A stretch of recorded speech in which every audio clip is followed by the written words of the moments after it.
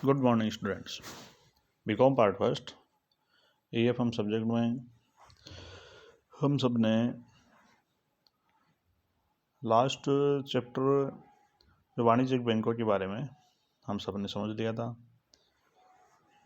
आज का जो नया चैप्टर है उसका नाम है वाणिज्यिक बैंकों की संपत्तियां एवं दायित्वों का प्रबंध, जो कि आप आपकी स्क्रीन पर देख रहे हैं। इसके बारे में हम सब अध्ययन करेंगे कि बैंकों में जो खाते रखे जाते हैं उनमें उनकी एसेट्स और लायबिलिटीज़ क्या क्या है, उनकी बैलेंस शीट किस प्रकार से, उनका प्रारूप क्या है, उनकी बैलेंस शीट में क्या क्या मद्दें होती है, उन सब के बारे में विस्तार से चर्चा हम सब करेंगे। सबसे पहले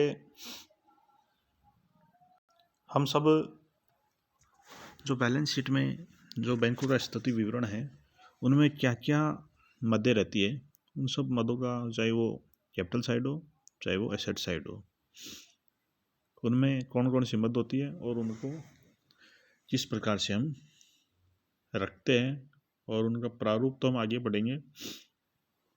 सबसे पहले हम उन सभी मदों के बारे में अध्ययन करेंगे, क्योंकि बैंकिंग व्यवसाय करने वाली कंपनियों को बैंकिंग रेगुलेशन एक्ट 1949 के तहत और आरबीआई का भी उन पर नियंत्रण रहता है। इसके साथ साथ ही कंपनी अधिनियम के भी रूल्स इन पर लागू होते हैं। जो बैंकों में कामकाज करने का तरीका है, इनका अपना खुद का सॉफ्टवेयर होता है। इनको कर्मचारी को उसी के अनुरूप विशेष प्रशिक्षण दिया जाता है। समय समय पर उनको अपडेट भी रहना पड़ता है और कंप्यूटर पर काम करने के लिए उनको खुद के अलग से आईडी पासवर्ड रहते हैं। ऐसे नहीं कोई भी आकर के उसमें एक्सेस कर ले डेटा के साथ। तो बैंकिंग अधिनियम 1949 के अनुसार पहले तो स्थिति विवरण हॉरिजॉन्टल प्रारूप में था, आजकल उसको वर्टिकल प्रारूप में कर दिया है। तो समझने के उद्देश्य से मैंने आप सबको ये जो हॉरिजॉन्टल प्रारूप में इनकी मदों को लिख दिया है। फिर हम इनको वर्टिकल प्रारूप में किस प्रकार से व्यवस्थित करेंगे उसका भी सब अध्ययन करेंगे। तो सबसे पहले हम पूंजी और देनदारी यानी बैंकों की कैपिटल कहाँ से आती है और किन किन पक्षों को उनको भुगतान करना है, देनदारियाँ डेटर्स क्या क्या है उनके, और क्रेडिटर्स उनके क्या क्या है, उनको किस प्रकार से बैलेंस शीट में रखना होता है। तो पूंजी, सबसे पहले किसी भी व्यवसाय को प्रारंभ करने के लिए उस व्यवसाय में पूंजी का होना बहुत आवश्यक है। अगर कैपिटल ही किसी के पास नहीं होगी, पूंजी नहीं होगी, तो व्यवसाय चल ही नहीं पाएगा। क्योंकि पूंजी से ही आप व्यवसाय के लिए कच्चा माल खरीदोगे, भवन, बिजली, प्रशासनिक खर्चा, सब कुछ पूंजी से ही होना संभव होता है। तो पूंजी बैंकों की प्राथमिक आधार है और बैंकों को संयुक्त पूंजी वाली कंपनी जॉइंट स्टॉक कंपनी के रूप में, क्योंकि कंपनी अधिनियम के तहत उनको रजिस्टर्ड किया जाता है। तो पूंजी को हम मुख्यतः 3 भागों में बांट सकते हैं। पहला है अधिकृत पूंजी, दूसरा निर्गमित पूंजी और तीसरा प्रार्थित एवं प्रदत्त पूंजी। तो अधिकृत पूंजी को ऑथोराइज्ड कैपिटल बोलते हैं। ऑथोराइज्ड यानी वह अधिकतम पूंजी जिसे कोई भी बैंक को निर्गमन करने का अधिकार होता है। अर्थात किसी भी बैंक के लिए जो कि बैंक चलाने के समय उसको जॉइंट स्टॉक कंपनी के रूप में रजिस्टर्ड किया गया है, तो वह पूंजी कितनी हो सकती है, अधिकतम वो कितनी पूंजी जारी कर सकते हैं, तो वह अधिकृत पूंजी होती है। दूसरा है निर्गमित पूंजी।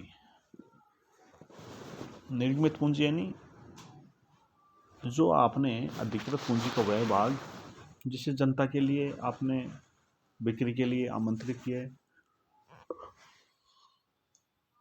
यानी कि जैसे मान लो आपने 1,00,000 रुपए का 1,00,000 शेयर की पूंजी आपने अधिकृत पूंजी रखी। अब 1,00,000 शेयर है, अब वो वैल्यू उसकी 10 रुपये 100 रुपये जो भी होगी वो हो सकती है, लेकिन 1,00,000 रुपये आपकी अथोराइज्ड कैपिटल होगी, इसके रूप में आपने उसको रजिस्टर्ड करवा दिया। अब 1,00,000 में से आपने 60,000 शेयर जारी कर दिए, तो इश्यूड कितने हुए? अथोराइज यानी 1,00,000 शेयर, और इश्यू 1,00,000 में से हमने कितने के लिए बिक्री के लिए जारी किए? 60,000। तो 60,000 अपनी क्या होगी? Issued capital. फिर आता है प्रार्थित एवं प्रदत्त पूंजी। प्रार्थित यानी सब्सक्राइब्ड कैपिटल, यानी प्रार्थना कितने लोगों ने करी है। अब अपन ने तो बैंक ने तो कह दिया कि हम 60,000 शेयर बेच रहे हैं जिससे हमें पूंजी प्राप्त होगी, लेकिन जनता द्वारा 60,000 में से 60,000 भी मांग सकते हैं, पूरे के पूरे बिक गए शेयर, कम भी बिक सकते हैं 50,000 भी, और ज़्यादा भी प्रार्थना आ सकती है। कितनी? 1,00,000 भी आ सकती है, 60 के बदले में 1,20 भी आ सकती है। तो मतलब फिर क्या होगा? अगर 1,20 मान लो आई, मतलब डबल डिमांड हो गई उसकी, जितने शेयर जारी किए उससे ज़्यादा डिमांड आ रही, प्रार्थनाएँ आ गई, तो फिर क्या होगा? 2 के बदले 1 शेयर दिया जाएगा। जिसने 2 के लिए आवेदन किया है उसको फिर 1 ही शेयर मिलेगा।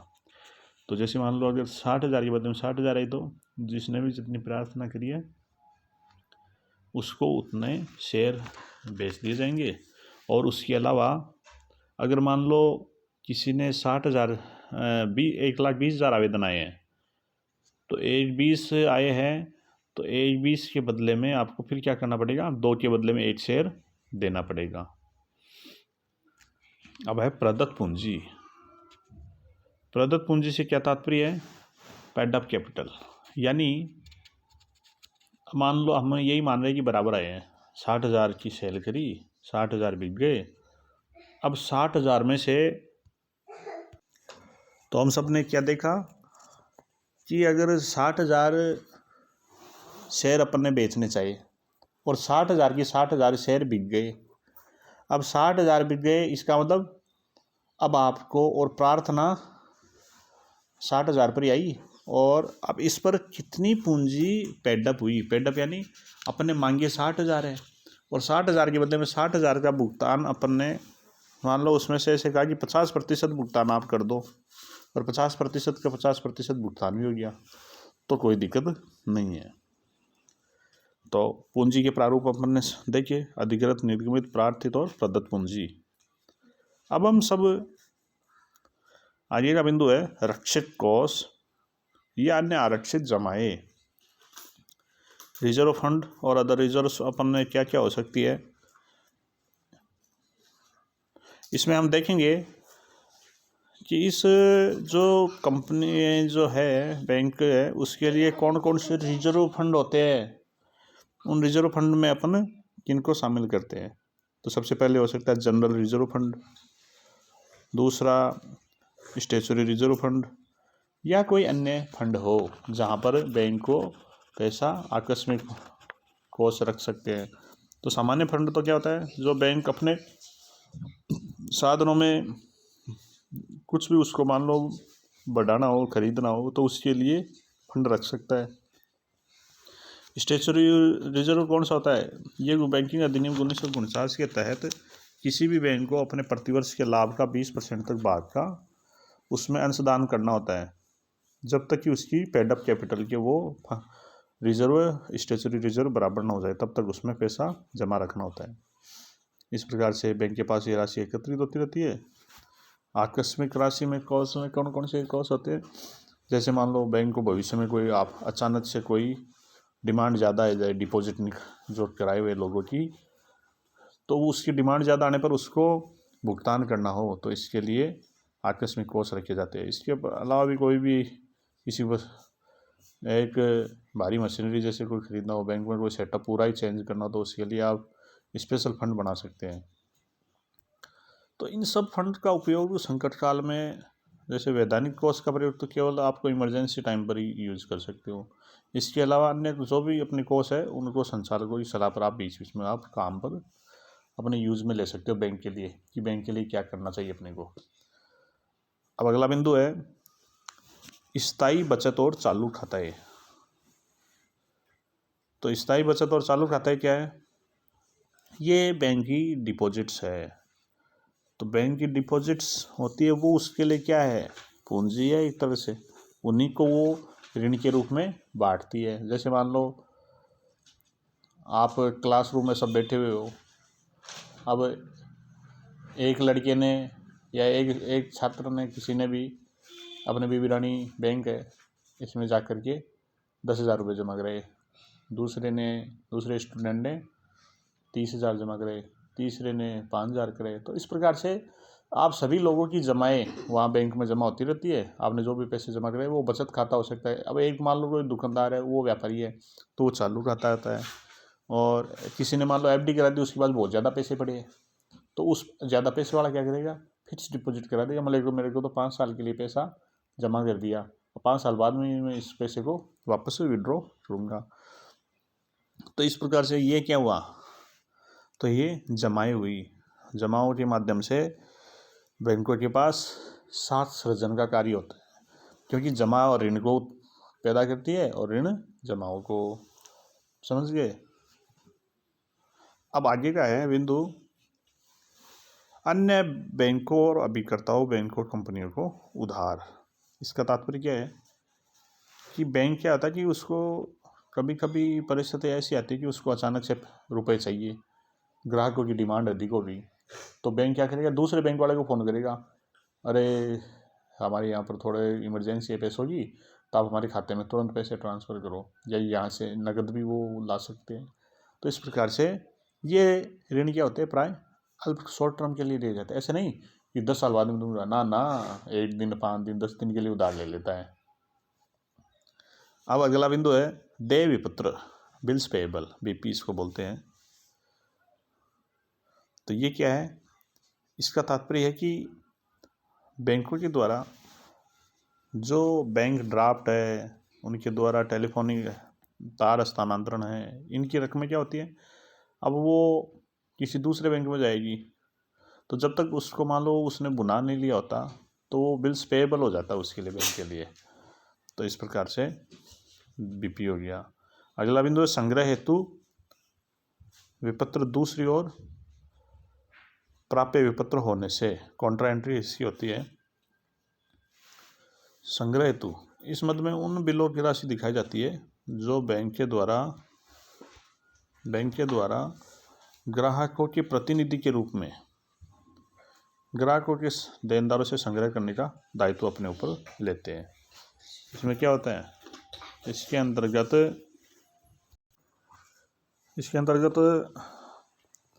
हम सब ने क्या होता है कि इसमें जैसे कोई मान लो ग्राहक है बैंक का, अब उस ग्राहक ने कह दिया कि आप मेरी तरफ से किराया वसूल करना हो, ऋणों पर ब्याज वसूल करना हो, या अन्य कोई संग्रहण जहाँ से भी करना हो, उस संग्रहण को की जिम्मेदारी बैंक को दे दी। अब बैंक उसको पैसे को जिनसे भी संग्रह करना है उनसे क्या, वो उनके क्या हो गए? देनदार। तो इसलिए वह उनको क्या कहेगा? उनको संपत्ति मान सकता है। लेकिन यह पैसा क्या होता है कि ग्राहक के खाते में ग्राहक को उसको भुगतान करना होता है, इसलिए वह इसका लेनदार होता है ग्राहक। तो इसलिए दोनों तरफ ये दिखाया जाता है कि संग्रह हेतु विपत्र दूसरी ओर से प्राप्य होने पर। अगला 7वां बिंदु है अन्य दायित्व। अन्य दायित्वों में क्या क्या शामिल होते हैं? आयदत लाभांश, यानी जिस लाभांश जिसका भुगतान नहीं किया गया है। आयकर के लिए, इनकम टैक्स के लिए क्या आपने नियोजन किया है इस वर्ष के लिए। कर्मचारी को बोनस देय है लेकिन भुगतान नहीं किया, तो वो भी अपनी लायबिलिटी है। इसके अलावा आपकी कोई विविध देनदारी खाता अगर कोई मान लो आपको कोई भुगतान करना हो, सातवां वाक्य पारस्परिक जमा खर्च, एक दूसरे के लिए। अनार्जित प्राप्य आय यानी ऐसी आय जो भी प्राप्य नहीं है लेकिन फिर भी प्राप्त हो गई बिना अर्जन के ही, तो वो अपनी लायबिलिटी है। मांग का अग्रिम भुगतान, अगर मान लो डिमांड अगर किसी की है तो उसका एडवांस में भुगतान मिल गया, जिससे प्राप्त होने उससे एडवांस से प्राप्त हो गए, तो वो अपनी जिम्मेदारी है। इस प्रकार से अगला बिंदु है सही आपके लिए सही जिम्मेदारी, जैसे मान लो उसकी होती है सही पहचान संबंधी होती है। अब इसमें क्या होता है, स्वीकृतियाँ मान लो आपकी है, कोई अन्य पहचान और है, तो इसमें क्या होता है acceptance endorsement and other obligations, इसमें बिंदु को आप इंग्लिश में कह सकते हो। तो इसमें भी कॉन्ट्रा एंट्री होती है। इसके अंतर्गत क्या होता है, अब बिलों को मान लो आपने स्वीकृति दे दी, अब स्वीकृति दे दी तो ये स्वीकृति देने के बाद में ये बैंक की देनदारी है, क्योंकि इनका भुगतान का दायित्व किन पर है, बैंक पर है। परंतु इसकी राशि जब मान लो बैंक को ग्राहक से वसूल करने का अधिकार है, और जब तक वह भुगतान नहीं होता तब तक वह बैंक की देनदारी है। भुगतान करने वाला बैंक की लेनदारी जब समाप्त हो जाती है जब वो उसका भुगतान कर देता है, इसलिए इसको भी दोनों तरफ दिखाया जाता है। P&L अकाउंट का बैलेंस, लाभ हानि खाते में जो भी लाभ होता है, क्योंकि यह सारा लाभ किसको भुगतान करना होता है, अंशधारियों को, अतः यह देनदारियों को बताता है। संभावित दायित्व से तात्पर्य है कि आपके इन फ्यूचर में क्या क्या अन्य कोई घटना घटित हो सकती है जिसके कारण से आपको भुगतान करना पड़ सकता है। तो इस प्रकार से हमने भारत में व्यापारिक बैंकों के लिए जो उनकी पूंजी और देनदारी साइड स्थिति विवरण की, उन सभी मदों के बारे में अपन ने विस्तार से चर्चा करी। आगे की वीडियो में हम सब इसके एसेट साइड और के बारे में चर्चा करेंगे। धन्यवाद।